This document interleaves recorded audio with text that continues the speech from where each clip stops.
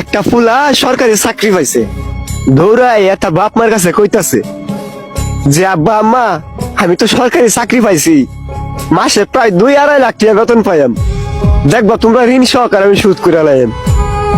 এই কথাটা কইতেই বাবা মা একে অপর তাকাইয়া একটু মুস্কি হাসি দিল। তখন ফুলাই কইতাছে কিতা, কি গো তোমরা হাসলা কেন? না বাবা এমনিতেই হাসি। আচ্ছা তুই যেহেতু আমাদের ঋণ শোধই করতে চাইতেছস, আজকে রাইটটা যদি তুই আমরা সাথে থাকতে পারস তাহলে তোর ঋণ শোধ হয়ে যাবো।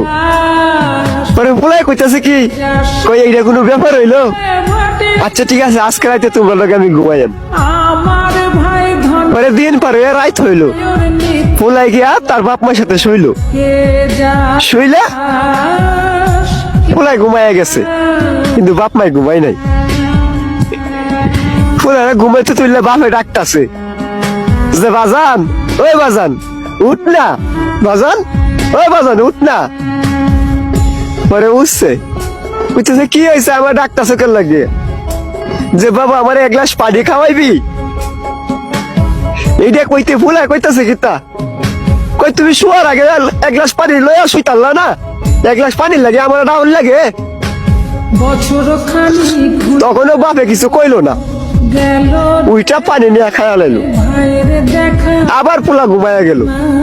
এর কিছুক্ষণ পরে দেয়া আবার ডাকতেছে ফুলারে, বাজান ওই বাজান উঠ না, আমি একটু টয়লেটে যাবো। ফুলাই কইতা তুমি কি আমার ঘুমাইতে দিতা না, আগে তো তুমি একলাই টয়লেটে যাইতা, এখন কেন আমারে লাগবো। আবারও বাবাই কিছু কইলো না, ফুলাই গিয়ে ঘুমায়া গেল। বাপে টয়লেট থেকে ঠিক চলে এলো। এর কিছুক্ষণ পরে দে আবার ফুলারা ডাকতেছে, বাজান ওই বাজান উঠ না, আমার পেটের মধ্যে খিদা লাগছে, দেখ না ফ্রিজের ভিতরে কিছু আছে নাকি। ফুলাই কইতেছে তুমি কে লয়ে লয়ে খাও গা, আমি ভাবতাম না তোমার দিতাম, আমি ঘুমাইতেছি কি বাজাতে টাহকের লাগিয়া। আবারও বাবা কিছু কইলো না, ফুলা থেকে সুন্দর মতো ঘুমায়া গেল। এর কিছুক্ষণ পরে দেয়া মা 1 গ্লাস পানি ঢালে দিছে ফুলার শরীরে।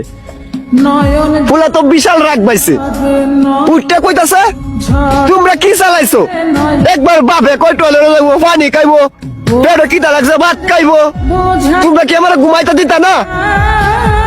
ওরা আস্তে করে বাপে উঠা ঘরের লাইটটা জ্বালায় দিছে, জ্বালায় দিলে কইতেছে বাজান মাত্র 2-3 ঘন্টায় তুই হাঁপায়া গেলি, হাত তোরে বড় করার লাগিয়া কত রাজ্যে ঘুমাই নাই, তাই আল্লাহ ছাড়া কেউ জানে না তোরে এত বড় করতে গিয়া কতটুক পরিশ্রম যে করছি তা তোরে বুঝায় কইতে পারতাম না।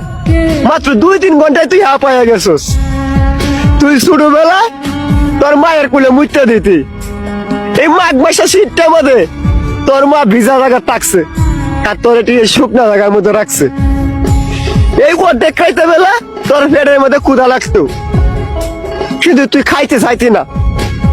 তোরে উড়ানো হাঁটতাম নিয়া বারিন্দার হাঁটতাম, হাঁটতে হাঁটতে ধরে খাওয়াইতাম।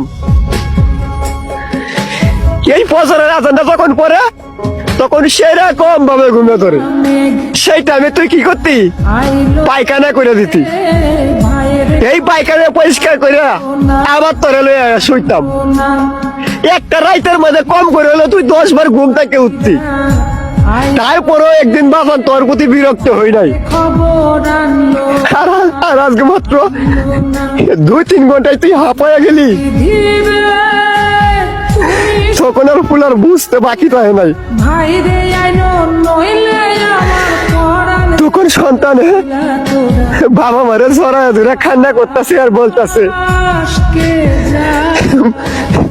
আমারও বুঝার বাকি নাই, আমি বুঝা গেছি বাবা এই পৃথিবীর সবকিছু ঋণ শোধ করা গেলেও কোনোদিনও বাবা মার ঋণ কখনো শোধ করা যায় না। এজন্য বলতেছি যাদের বাবা মা এই দুনিয়াতে বাইসা আছে কোনোদিনও ভাই বাবা মার মনে কষ্ট দিও না। তুমি একদিন বুঝতে পারবা একটা সন্তানকে বড় করতে গেলে বাবা মার কতটুকু পরিশ্রম করতে হয়। বাবা মার মনে কষ্ট দিলে আল্লাহর আরশ পর্যন্ত কেঁপে যায়। তাই বলতেছি ভাই, কোনোদিনও বাবা মার মনে কষ্ট দিও না। যাদের বাবা মা আছে তারা বাবা মারের মূল্য দেও, না থাকলে বুঝতে পারবা দুনিয়া যে কতটা কঠিন।